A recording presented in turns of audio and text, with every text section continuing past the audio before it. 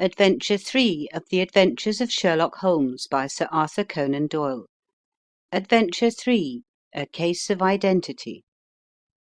"My dear fellow," said Sherlock Holmes as we sat on either side of the fire in his lodgings at Baker Street, "life is infinitely stranger than anything which the mind of man could invent. We would not dare to conceive the things which are really mere commonplaces of existence.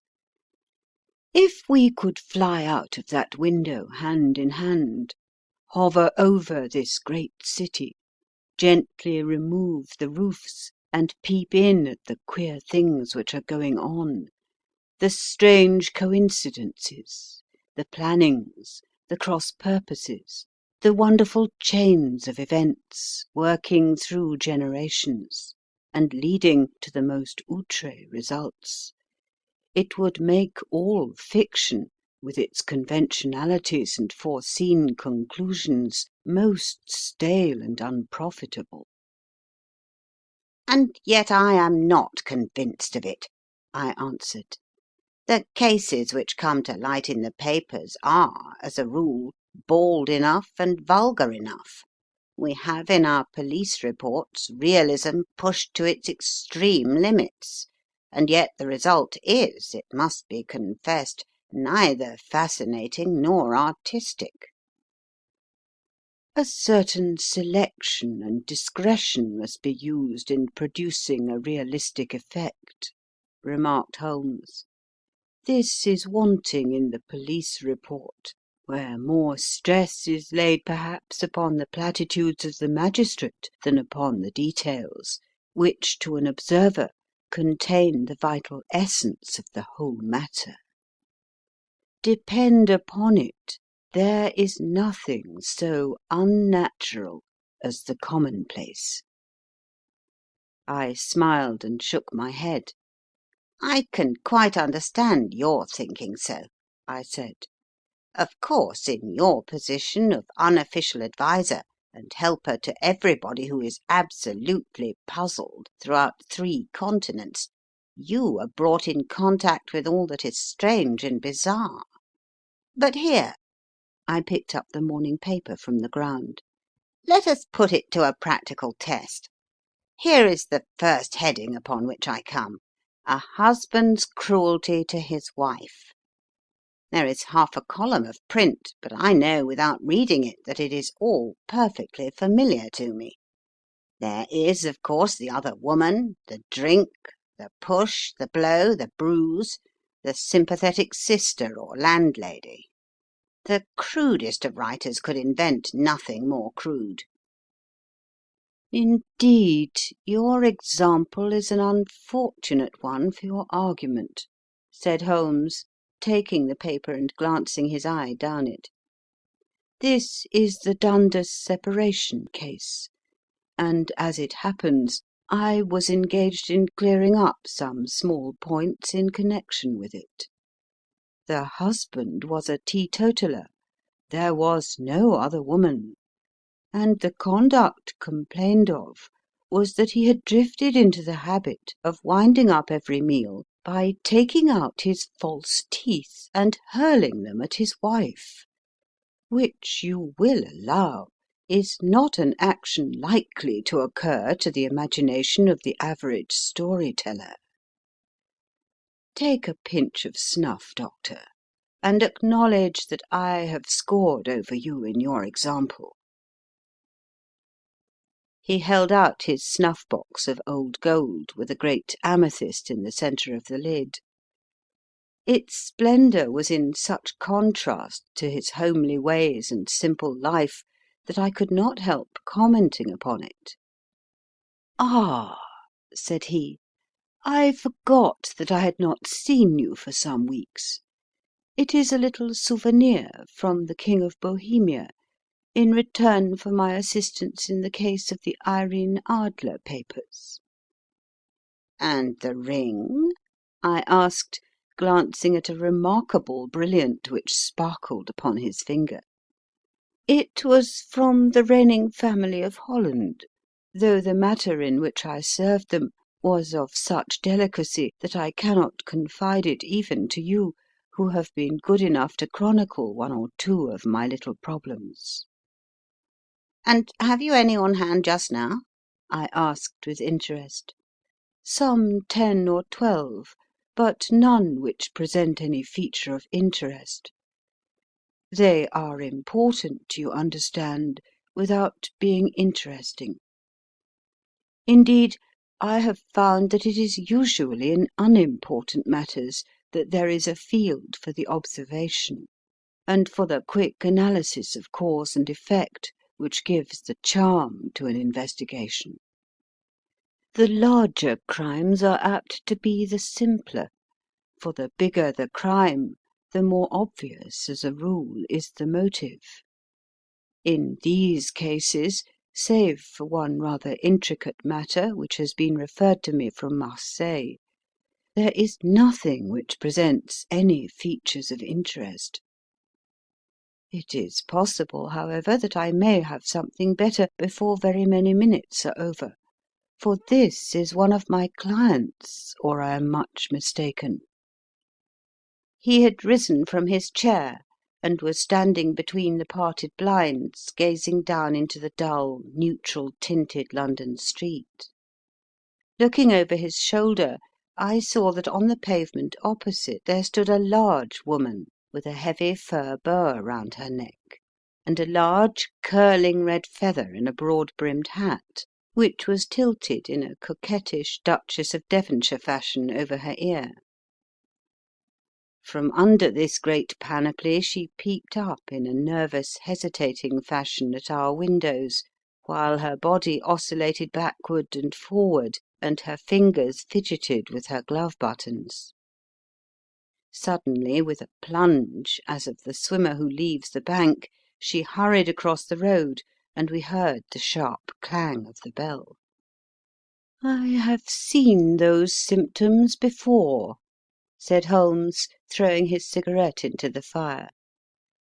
"Oscillation upon the pavement always means an affaire de coeur. She would like advice, but is not sure that the matter is not too delicate for communication. And yet even here we may discriminate. When a woman has been seriously wronged by a man, she no longer oscillates, and the usual symptom is a broken bell wire.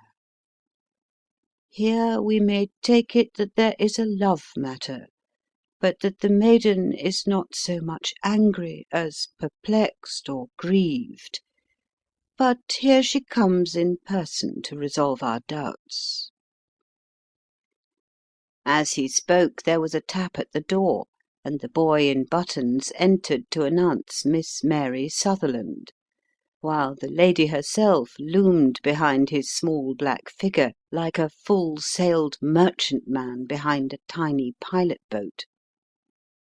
Sherlock Holmes welcomed her with the easy courtesy for which he was remarkable, and having closed the door and bowed her into an armchair, he looked her over in the minute and yet abstracted fashion which was peculiar to him. "Do you not find," he said, "that with your short sight it is a little trying to do so much typewriting?" "I did at first," she answered, "but now I know where the letters are without looking." Then, suddenly realizing the full purport of his words, she gave a violent start and looked up, with fear and astonishment upon her broad, good-humoured face. "You've heard about me, Mr. Holmes," she cried, "else how could you know all that?" "Never mind," said Holmes, laughing. "It is my business to know things. Perhaps I have trained myself to see what others overlook. If not, why should you come to consult me?" "I came to you, sir, because I heard of you from Mrs. Etheridge, whose husband you found so easy when the police and everyone had given him up for dead. Oh, Mr. Holmes, I wish you would do as much for me. I am not rich, but still I have 100 a year in my own right, besides the little that I make by the machine, and I would give it all to know what has become of Mr. Hosmer Angel." "Why did you come away to consult me in such a hurry?" asked Sherlock Holmes, with his finger-tips together and his eyes to the ceiling. Again a startled look came over the somewhat vacuous face of Miss Mary Sutherland. "Yes, I did bang out of the house," she said, "for it made me angry to see the easy way in which Mr. Windybank, that is, my father, took it all. He would not go to the police, and he would not go to you, and so at last, as he would do nothing, and kept on saying that there was no harm done, it made me mad, and I just on with my things and came right away to you." "Your father," said Holmes. "Your stepfather, surely, since the name is different?" "Yes, my stepfather. I call him father, though it sounds funny too, for he is only 5 years and 2 months older than myself." "And your mother is alive?" "Oh, yes, mother is alive and well. I wasn't best pleased, Mr. Holmes, when she married again so soon after father's death, and a man who was nearly 15 years younger than herself. Father was a plumber in the Tottenham Court Road, and he left a tidy business behind him, which mother carried on with Mr. Hardy, the foreman. But when Mr. Windybank came he made her sell the business, for he was very superior, being a traveller in wines. They got 4,700 for the goodwill and interest, which wasn't near as much as father could have got if he had been alive." I had expected to see Sherlock Holmes impatient under this rambling and inconsequential narrative, but on the contrary he had listened with the greatest concentration of attention. "Your own little income," he asked, "does it come out of the business?" "Oh, no, sir, it is quite separate, and was left me by my Uncle Ned in Auckland. It is in New Zealand stock, paying 4.5%. £2,500 was the amount, but I can only touch the interest." "You interest me extremely," said Holmes, "and since you draw so large a sum as 100 a year, with what you earn into the bargain, you no doubt travel a little, and indulge yourself in every way. I believe that a single lady can get on very nicely upon an income of about £60."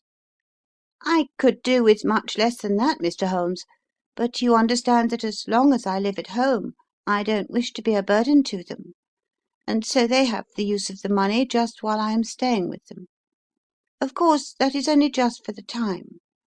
Mr. Windybank draws my interest every quarter and pays it over to mother, and I find that I can do pretty well with what I earn at typewriting.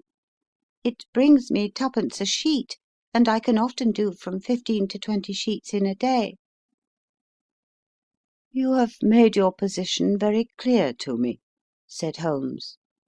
"This is my friend Dr. Watson, before whom you can speak as freely as before myself. Kindly tell us now all about your connection with Mr. Hosmer Angel." A flush stole over Miss Sutherland's face, and she picked nervously at the fringe of her jacket. "I met him first at the gasfitters' ball," she said. "They used to send father tickets when he was alive, and then afterwards they remembered us and sent them to mother. Mr. Windybank did not wish us to go. He never did wish us to go anywhere. He would get quite mad if I wanted so much as to join a Sunday school treat. But this time I was set on going, and I would go, for what right had he to prevent?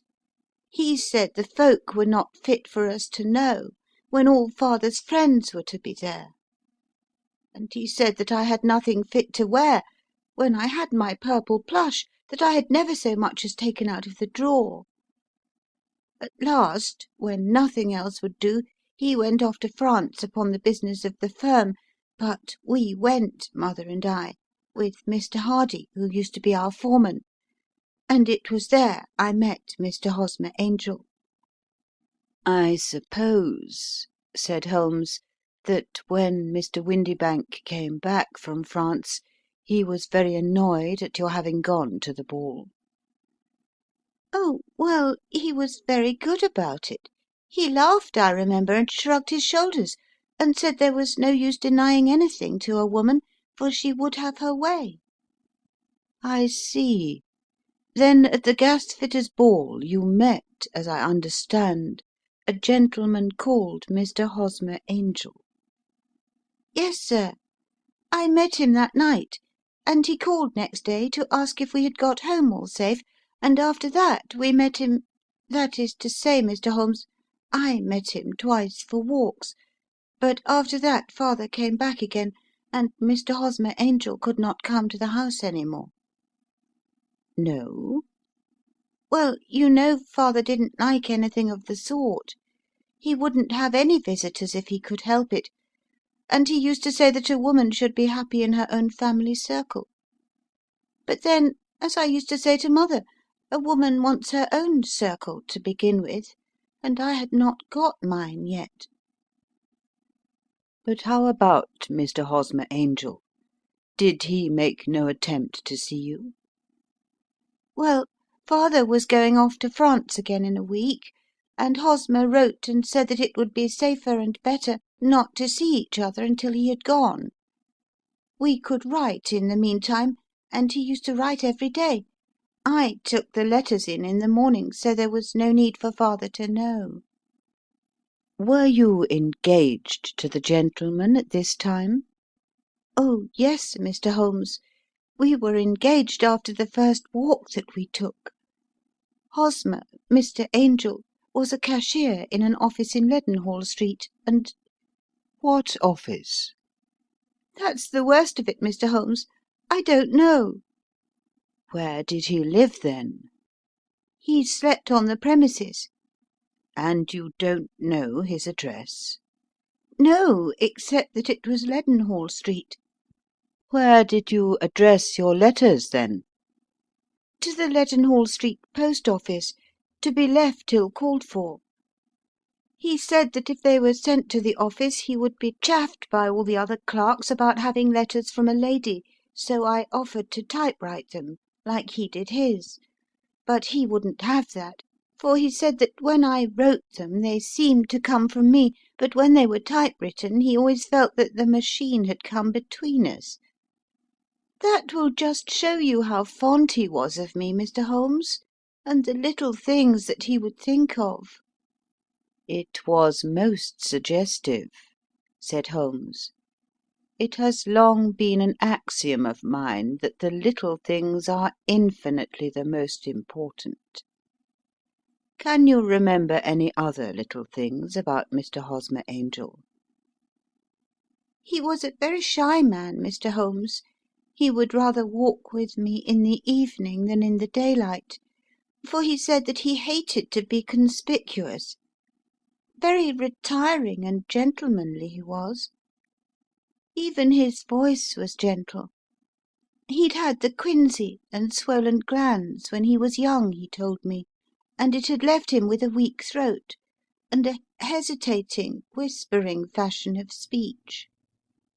He was always well dressed, very neat and plain, but his eyes were weak, just as mine are, and he wore tinted glasses against the glare."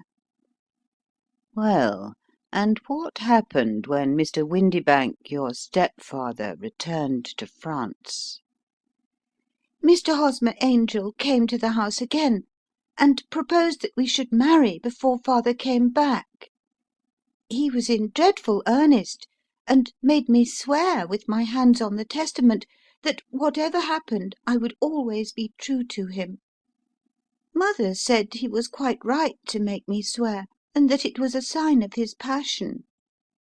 Mother was all in his favour from the first, and was even fonder of him than I was. Then, when they talked of marrying within the week, I began to ask about father, but they both said never to mind about father, but just to tell him afterwards, and mother said she would make it all right with him. I didn't quite like that, Mr. Holmes. It seemed funny that I should ask his leave, as he was only a few years older than me, but I didn't want to do anything on the sly, so I wrote to father at Bordeaux, where the company has its French offices, but the letter came back to me on the very morning of the wedding." It missed him, then? "Yes, sir, for he had started to England just before it arrived." Ah, that was unfortunate. Your wedding was arranged, then, for the Friday. Was it to be in church? "Yes, sir, but very quietly. It was to be at St. Saviour's, near King's Cross, and we were to have breakfast afterwards at the St. Pancras Hotel. Hosmer came for us in a hansom, but as there were two of us, he put us both into it, and stepped himself into a four-wheeler, which happened to be the only other cab in the street. We got to the church first, and when the four-wheeler drove up, we waited for him to step out, but he never did, and when the cabman got down from the box and looked, there was no one there. The cabman said that he could not imagine what had become of him, for he had seen him get in with his own eyes. That was last Friday, Mr. Holmes, and I have never seen or heard anything since then to throw any light upon what became of him." It seems to me that you have been very shamefully treated, said Holmes. "Oh, no, sir. He was too good and kind to leave me so. Why, all the morning he was saying to me that whatever happened I was to be true, and that even if something quite unforeseen occurred to separate us, I was always to remember that I was pledged to him, and that he would claim his pledge sooner or later. It seemed strange talk for a wedding morning, but what has happened since gives a meaning to it." Most certainly it does. Your own opinion is, then, that some unforeseen catastrophe has occurred to him? "Yes, sir. I believe that he foresaw some danger, or else he would not have talked so. And then I think that what he foresaw happened." But you have no notion as to what it could have been? "None." One more question. How did your mother take the matter? "She was angry, and said that I was never to speak of the matter again." And your father? Did you tell him? "Yes, and he seemed to think with me that something had happened, and that I should hear of Hosmer again. As he said, what interest could any one have in bringing me to the doors of the church and then leaving me? Now, if he had borrowed my money, or if he had married me and got my money settled on him, there might be some reason, but Hosmer was very independent about money, and never would look at a shilling of mine. And yet what could have happened? And why could he not write? Oh, it drives me half mad to think of it, and I can't sleep a wink at night." She pulled a little handkerchief out of her muff and began to sob heavily into it. "I shall glance into the case for you," said Holmes, rising, "and I have no doubt that we shall reach some definite result. Let the weight of the matter rest upon me now, and do not let your mind dwell upon it further. Above all, try to let Mr. Hosmer Angel vanish from your memory, as he has done from your life." "Then you don't think I'll see him again?" "I fear not." "Then what has happened to him?" "You will leave that question in my hands.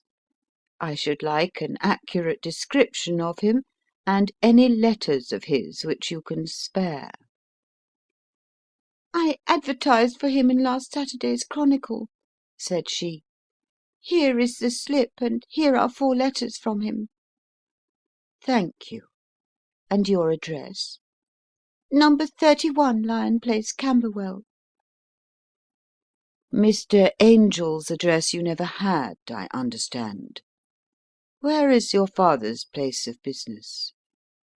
He travels for Westhouse and Marbank, the great claret importers of Fenchurch Street. Thank you. You have made your statement very clearly. You will leave the papers here, and remember the advice which I have given you. Let the whole incident be a sealed book, and do not allow it to affect your life. You are very kind, Mr. Holmes, but I cannot do that. I shall be true to Hosmer. He shall find me ready when he comes back. For all the preposterous hat and the vacuous face, there was something noble in the simple faith of our visitor which compelled our respect. She laid her little bundle of papers upon the table and went her way, with a promise to come again whenever she might be summoned. End of the first part of Adventure 3, A Case of Identity. Part 2 of Adventure 3, from the Adventures of Sherlock Holmes by Sir Arthur Conan Doyle. Adventure 2, A Case of Identity, Part 2. Sherlock Holmes sat silent for a few minutes with his fingertips still pressed together, his legs stretched out in front of him, and his gaze directed upward to the ceiling. Then he took down from the rack the old and oily clay pipe, which was to him as a counsellor, and having lit it, he leaned back in his chair, with the thick blue cloud wreaths spinning up from him, and a look of infinite languor in his face. "Quite an interesting study, that maiden," he observed. "I found her more interesting than her little problem, which, by the way, is rather a trite one. You will find parallel cases, if you consult my index, in Andover in '77, and there was something of the sort at The Hague last year. Old as is the idea, however, there were one or two details which were new to me, but the maiden herself was most instructive." "You appeared to read a good deal upon her which was quite invisible to me," I remarked. "Not invisible, but unnoticed, Watson. You did not know where to look, and so you missed all that was important. I can never bring you to realize the importance of sleeves, the suggestiveness of thumbnails, or the great issues that may hang from a bootlace. Now, what did you gather from that woman's appearance? Describe it." "Well, she had a slate-coloured, broad-brimmed straw hat, with a feather of a brickish red. Her jacket was black, with black beads sewn upon it, and a fringe of little black jet ornaments. Her dress was brown, rather darker than coffee colour, with a little purple plush at the neck and sleeves. Her gloves were greyish, and were worn through at the right forefinger. Her boots I didn't observe. She had small round hanging gold earrings, and a general air of being fairly well-to-do in a vulgar, comfortable, easy-going way." Sherlock Holmes clapped his hands softly together and chuckled. "Upon my word, Watson, you are coming along wonderfully. You have really done very well indeed. It is true that you have missed everything of importance, but you have hit upon the method, and you have a quick eye for colour. Never trust to general impressions, my boy, but concentrate yourself upon details. My first glance is always at a woman's sleeve. In a man it is perhaps better first to take the knee of the trouser. As you observe, this woman had plush upon her sleeves, which is a most useful material for showing traces. the double line a little above the wrist, where the typewritist presses against the table, was beautifully defined. The sewing machine of the hand type leaves a similar mark, but only on the left arm, and on the side of it farthest from the thumb, instead of being right across the broadest part, as this was. I then glanced at her face, and observing the dint of a pince nez at either side of her nose, I ventured a remark upon short sight and typewriting, which seemed to surprise her. "It surprised me." "But surely it was obvious." I was then much surprised and interested, on glancing down, to observe that, though the boots which she was wearing were not unlike each other, they were really odd ones, the one having a slightly decorated toe cap, and the other a plain one.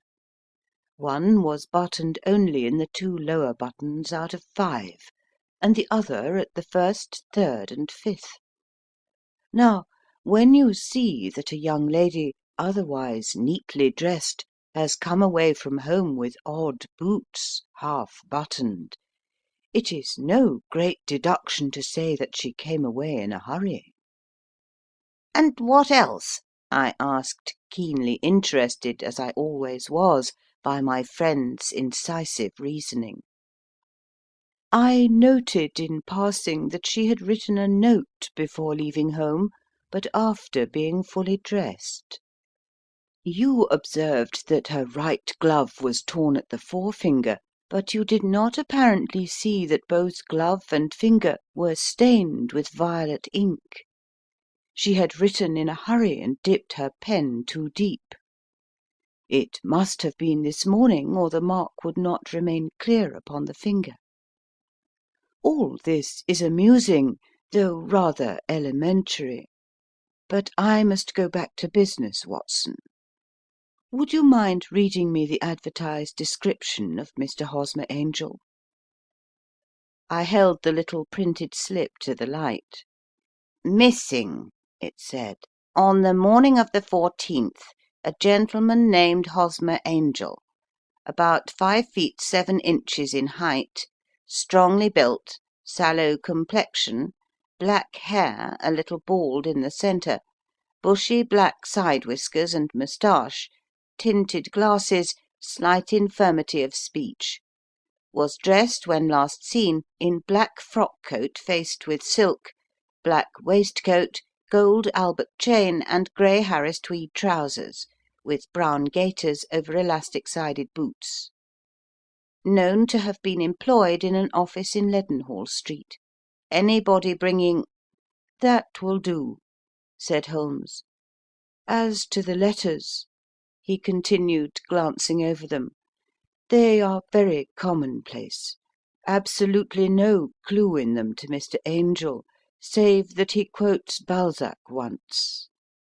There is one remarkable point, however, which will no doubt strike you." "They are typewritten," I remarked. "Not only that, but the signature is typewritten. Look at the neat little Hosmer Angel at the bottom.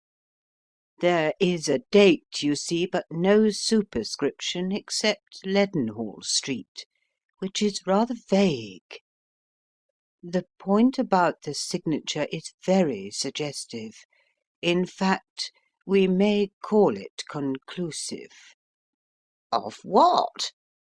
"My dear fellow, is it possible you do not see how strongly it bears upon the case?" "I cannot say that I do, unless it were that he wished to be able to deny his signature if an action for breach of promise were instituted." "No, that was not the point. However, I shall write 2 letters which should settle the matter. One is to a firm in the City, the other is to the young lady's stepfather, Mr. Windibank, asking him whether he could meet us here at 6 o'clock to morrow evening. It is just as well that we should do business with the male relatives." and now, Doctor, we can do nothing until the answers to those letters come, so we may put our little problem upon the shelf for the interim." I had had so many reasons to believe in my friend's subtle powers of reasoning and extraordinary energy in action, that I felt that he must have had some solid grounds for the assured and easy demeanour with which he treated the singular mystery which he had been called upon to fathom. Once only had I known him to fail, in the case of the King of Bohemia and of the Irene Adler photograph. But when I looked back to the weird business of the sign of 4, and the extraordinary circumstances connected with the study in scarlet, I felt that it would be a strange tangle indeed which he could not unravel. I left him then, still puffing at his black clay pipe, with the conviction that when I came again on the next evening I would find that he held in his hands all the clues which would lead up to the identity of the disappearing bridegroom of Miss Mary Sutherland.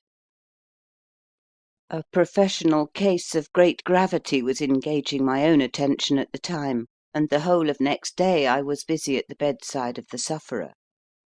It was not until close upon 6 o'clock that I found myself free, and was able to spring into a hansom and drive to Baker Street, half afraid that I might be too late to assist at the dénouement of the little mystery. I found Sherlock Holmes alone, however, half asleep, with his long thin form curled up in the recesses of his armchair. A formidable array of bottles and test tubes, with the pungent, cleanly smell of hydrochloric acid, told me that he had spent his day in the chemical work which was so dear to him. "Well, have you solved it?" I asked as I entered. "Yes, it was the bisulphate of baryta." "No, no, the mystery!" I cried. "Oh, that! I thought of the salt that I have been working upon. There was never any mystery in the matter, though, as I said yesterday, some of the details are of interest. The only drawback is that there is no law, I fear, that can touch the scoundrel." "Who was he, then, and what was his object in deserting Miss Sutherland?" The question was hardly out of my mouth, and Holmes had not yet opened his lips to reply, when we heard a heavy footfall in the passage and a tap at the door. "This is the girl's stepfather, Mr. James Windibank," said Holmes. "He has written to me to say that he would be here at 6. Come in." The man who entered was a sturdy, middle-sized fellow, some 30 years of age, clean shaven and sallow skinned, with a bland, insinuating manner, and a pair of wonderfully sharp and penetrating grey eyes. He shot a questioning glance at each of us, placed his shiny top hat upon the sideboard, and with a slight bow sidled down into the nearest chair. "Good evening, Mr. James Windibank," said Holmes. "I think that this typewritten letter is from you, in which you made an appointment with me for 6 o'clock?" "Yes, sir, I am afraid that I am a little late, but I am not quite my own master, you know. I am sorry that Miss Sutherland has troubled you about this little matter, for I think it is far better not to wash linen of the sort in public. It was quite against my wishes that she came, but she is a very excitable, impulsive girl, as you may have noticed, and she is not easily controlled when she has made up her mind on a point. Of course, I did not mind you so much, as you are not connected with the official police, but it is not pleasant to have a family misfortune like this noised abroad. Besides, it is a useless expense, for how could you possibly find this Hosmer Angel?"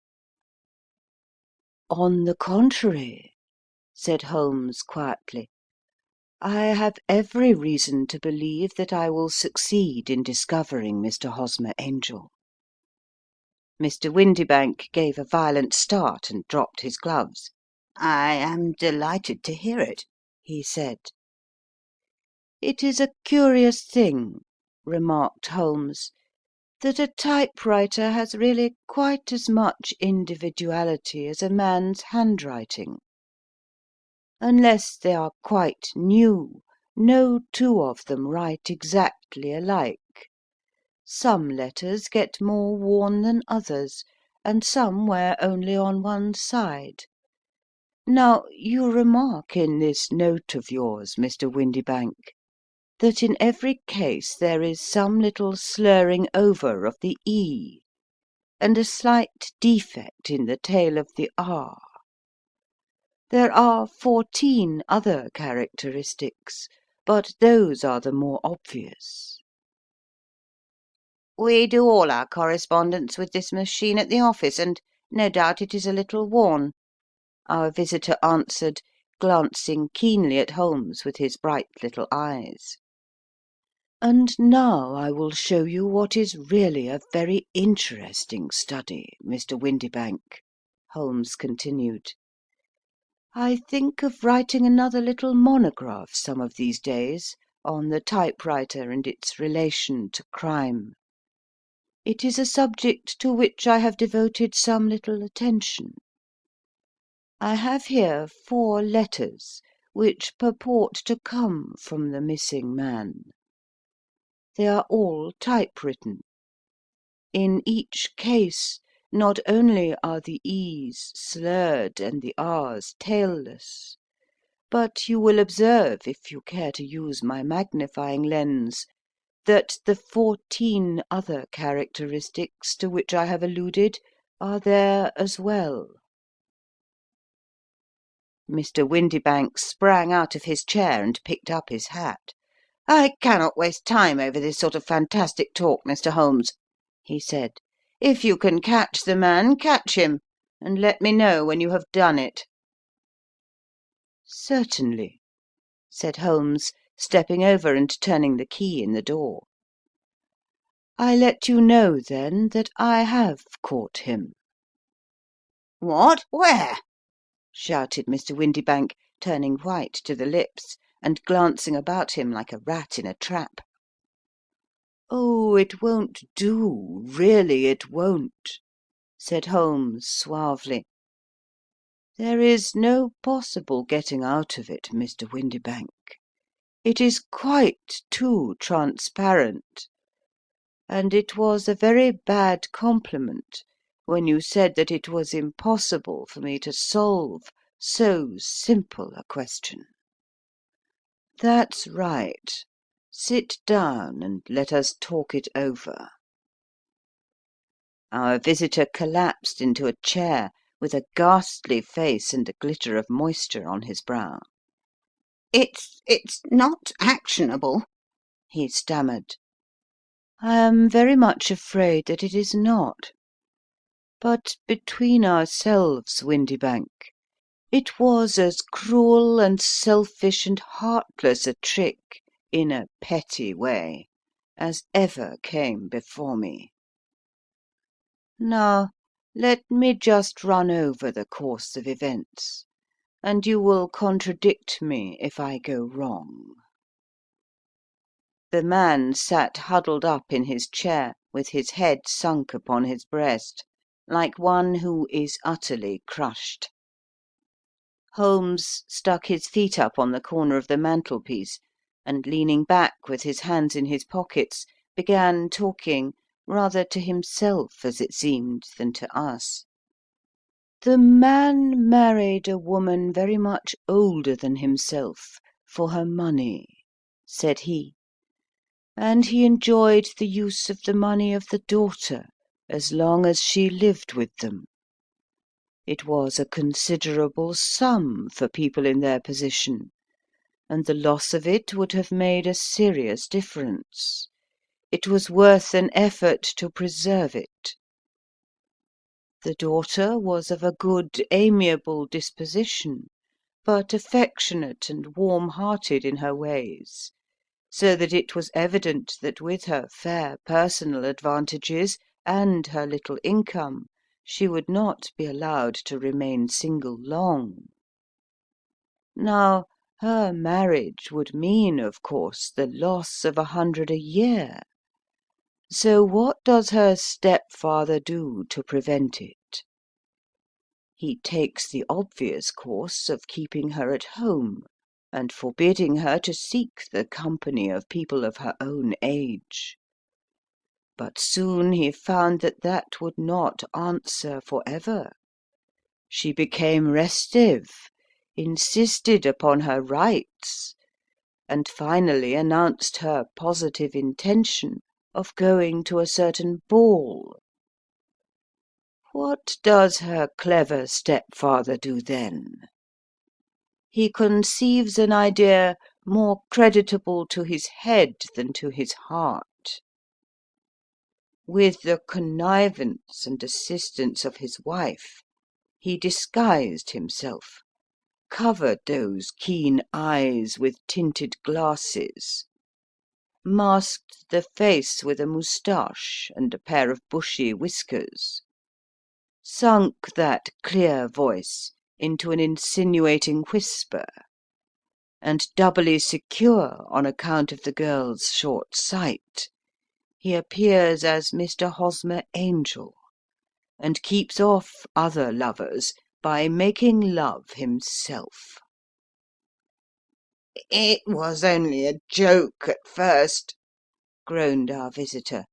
"We never thought that she would have been so carried away." "Very likely not. However that may be, the young lady was very decidedly carried away, and having quite made up her mind that her stepfather was in France, the suspicion of treachery never for an instant entered her mind.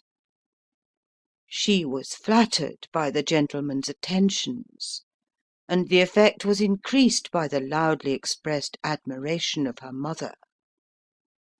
Then Mr. Angel began to call, for it was obvious that the matter should be pushed as far as it would go, if a real effect were to be produced. There were meetings, and an engagement, which would finally secure the girl's affections from turning towards anyone else. But the deception could not be kept up for ever. These pretended journeys to France were rather cumbrous. The thing to do was clearly to bring the business to an end in such a dramatic manner that it would leave a permanent impression upon the young lady's mind, and prevent her from looking upon any other suitor for some time to come. Hence those vows of fidelity exacted upon a testament, and hence also the allusions to a possibility of something happening on the very morning of the wedding. James Windybank wished Miss Sutherland to be so bound to Hosmer Angel, and so uncertain as to his fate, that for 10 years to come, at any rate, she would not listen to another man. As far as the church door he brought her, and then, as he could go no farther, he conveniently vanished away by the old trick of stepping in at one door of a four-wheeler and out at the other. I think that was the chain of events, Mr. Windybank." Our visitor had recovered some of his assurance while Holmes had been talking, and he rose from his chair now with a cold sneer upon his pale face. "It may be so, or it may be not, Mr. Holmes," said he. "But if you are so very sharp, you ought to be sharp enough to know that it is you who are breaking the law now, and not me. I have done nothing actionable from the first, but as long as you keep that door locked, you lay yourself open to an action for assault and illegal constraint." "The law cannot, as you say, touch you," said Holmes, unlocking and throwing open the door. "Yet there never was a man who deserved punishment more. If the young lady has a brother or a friend, he ought to lay a whip across your shoulders. By Jove!" he continued, flushing up at the sight of the bitter sneer upon the man's face. "It is not part of my duties to my client, but here's a hunting crop handy, and I think I shall just treat myself to—" He took 2 swift steps to the whip, but before he could grasp it there was a wild clatter of steps upon the stairs, the heavy hall door banged, and from the window we could see Mr. James Windibank running at the top of his speed down the road. "There's a cold-blooded scoundrel," said Holmes, laughing, as he threw himself down into his chair once more. "That fellow will rise from crime to crime until he does something very bad and ends on a gallows. The case has, in some respects, been not entirely devoid of interest." "I cannot now entirely see all the steps of your reasoning," I remarked. "Well, of course it was obvious from the first that this Mr. Hosmer Angel must have some strong object for his curious conduct, and it was equally clear that the only man who really profited by the incident, as far as we could see, was the stepfather. Then the fact that the 2 men were never together, but that the one always appeared when the other was away, was suggestive. So were the tinted spectacles and the curious voice, which both hinted at a disguise, as did the bushy whiskers. My suspicions were all confirmed by his peculiar action in typewriting his signature, which of course inferred that his handwriting was so familiar to her that she would recognize even the smallest sample of it. You see, all these isolated facts, together with many minor ones, all pointed in the same direction. "And how did you verify them?" Having once spotted my man, it was easy to get corroboration. I knew the firm for which this man worked. Having taken the printed description, I eliminated everything from it which could be the result of a disguise, the whiskers, the glasses, the voice, and I sent it to the firm with a request that they would inform me whether it answered to the description of any of their travellers. I had already noticed the peculiarities of the typewriter, and I wrote to the man himself at his business address, asking him if he would come here. As I expected, his reply was typewritten, and revealed the same trivial but characteristic defects. The same post brought me a letter from Westhouse and Marbank of Fenchurch Street, to say that the description tallied in every respect with that of their employé, James Windibank. Voilà tout. "And Miss Sutherland?" If I tell her, she will not believe me. You may remember the old Persian saying, "There is danger for him who taketh the tiger cub, and danger also for whoso snatches a delusion from a woman." There is as much sense in Hafiz as in Horace, and as much knowledge of the world.